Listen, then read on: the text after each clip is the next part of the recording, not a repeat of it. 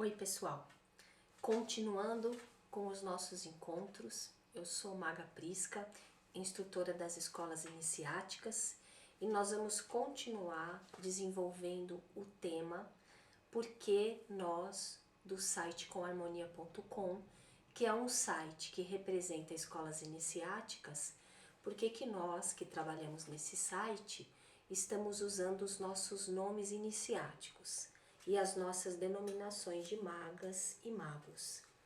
Nós já tivemos 2 encontros falando disso, esse aqui é uma sequência.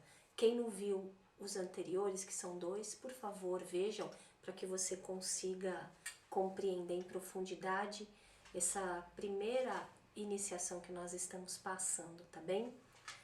Nós terminamos o encontro anterior falando como que o termo magas e magas e o conhecimento da presença deles chegou até a Idade Média, e como nessa Idade Média eles já estavam tendo que se proteger, se esconder, porque nós estamos falando de um período em que a Inquisição já estava acontecendo e que também os reis dos países, eles entravam em guerras e eles queriam o domínio de terras. E as terras onde existiam povos que tinham uma espiritualidade muito bem resolvida, esses povos, eles eram mais difíceis de se dominar, porque eles tinham um entendimento de muitas coisas, eles eram protegidos também por ordens iniciáticas, que tinham navios, que tinham estrutura bélica e protegiam essas regiões. Então, esses povos que eram morada de classes sacerdotais e espirituais diferentes das convencionais para a época, eles eram povos muito mirados, tanto pela Inquisição como pelas regências que queriam dominar todas as terras. De sorte que na sociedade onde dominavam as religiões ditas oficiais, a presença de magas e magos não era uma coisa comum. Como tinha sido no passado comum a presença deles em todos os lugares, na Idade Média já não era mais comum. Eles se mantinham reclusos nas regiões deles. Eles se mantinham ocultados para se protegerem, porque, como falamos, a Inquisição estava acontecendo e eles estavam sendo assassinados, não é mesmo? Então, a gente veio da Idade Antiga até esse momento. Até que vai acontecer um outro episódio da história, que vai ser também bastante trágico e que vai ser um ponto crucial nessa saga da presença das magas e dos magos junto de nós. Nós vamos falar de um episódio que aconteceu na região da França, onde havia muitas comunidades nessa região, descendentes de linhagens iniciáticas, linhagens espirituais, diferentes das convencionais daquela época. Nós vamos falar dos cátaros. Os cátaros eram um povo que historicamente é bastante conhecido porque ele é muito diferente do que havia na época.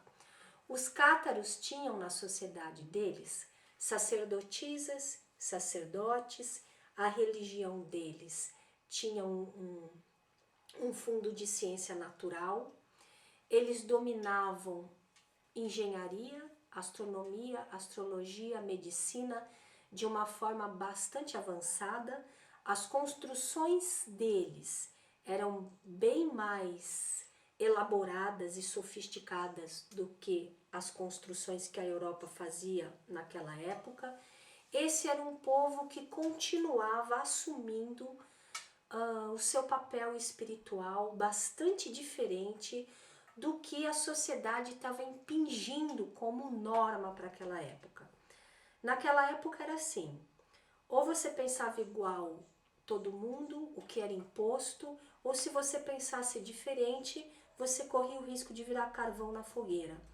E os cátaros, eles eram um povo que eles ficavam lá no canto deles, numa região da França, Eles não saíam muito para que eles não chamassem atenção, eles não se metiam em nada de sociedades, mas eles também ficavam no canto deles, para não serem muito incomodados. E eles ficavam no canto deles, vivendo do modo como eles acreditavam. Veja, uma das características bem interessantes desse povo é que eles são descendentes de uma linhagem iniciática que nós chamamos dentro das escolas de mistérios a linhagem das Três Marias. Nós vamos falar delas nos próximos encontros, porque é uma das linhagens com as quais nós trabalhamos. Elas eram sacerdotisas dos mistérios maiores. Registros delas em todas as escolas iniciáticas dos cátaros está ali bastante presente. As escolas têm esses documentos até hoje, da presença delas naquela região. E os cátaros, eles eram descendentes dessa linhagem iniciática. Então, eles se assumiam como tais. Então, era assim, quando a igreja oficial falava, vocês são impuros, vocês descendem do pecado original, as mulheres carregam o pecado original de Eva, as sacerdotisas dos cátaros, elas riam, elas não aceitavam uma ideia tão absurda para elas, porque elas se consideravam seres divinos em evolução e elas não tinham nenhuma impureza e nenhuma culpa para resgatar de Eva. Inclusive, elas nem viam Eva como a igreja via Eva, elas viam a história de outra forma. Elas tinham outro conhecimento em cima dos mesmos temas. Bom, os cátaros, então, como nós estamos falando, eles eram bem diferentes para a época. Por isso, e por outros motivos, que nós vamos falar na frente nos nossos encontros, talvez por algo que eles tivessem, poderes que eles tinham, muitas outras coisas, esse povo, ele foi exterminado em massa. Houve um planejamento do chefe da igreja e de reis para se exterminar esse povo porque eles estavam incomodando, eles não estavam se adequando às normas vigentes. E os cátaros, num determinado momento, numa determinada semana, eles foram exterminados em massa, todos eles foram assassinados. Quando eu falo todos, nós sabemos que sobraram vários conseguiram se retirar antes daquela região. As informações que eles também tinham esse serviço de pegar informações, souberam a tempo e alguns conseguiram se retirar. Mas oficialmente a nação dos cátaros foi exterminada naquele momento, mais ou menos no ano 1300 até, eu não sei precisar bem a época, mas é nessa época que esse povo deixa de existir. Quando aconteceu esse fato na história de um povo que tinha linhagem descendente de seres de linhagem iniciática, quando acontece esse fato, aí muda definitivamente o cenário de como os magos se relacionavam com a sociedade humana. Aí nós não vamos mais ter nenhuma notícia deles. A regência maior dos templos de mistérios de todos os países emite uma ordem de que tudo seja recolhido e de que sociedades iniciáticas, sociedades de pessoas que tinham uma postura espiritual diferente do que a sociedade vigente estava tentando impor para todos, que essas pessoas iriam ter que se retirar, que se esconder, que não tivessem mais que falar publicamente o que eles acreditavam, porque o conhecimento superior estava correndo risco de ser totalmente eliminado da face da Terra pelos constantes abusos, ataques que todas as culturas místicas diferenciadas estavam sofrendo. Então, todas as escolas iniciáticas se recolhem a partir dessa data. Nós sabemos que houveram muitos sobreviventes e nós sabemos que as escolas iniciáticas continuaram existindo. Os templos de mistérios, eles continuaram existindo. E os que se interessavam por participar disso, eles passavam por uma um profundo cuidado para ver quem realmente poderia entrar numa escola iniciática, quem poderia entrar num templo de mistério, se aquela pessoa não seria perigosa para estar dentro de um templo de mistério.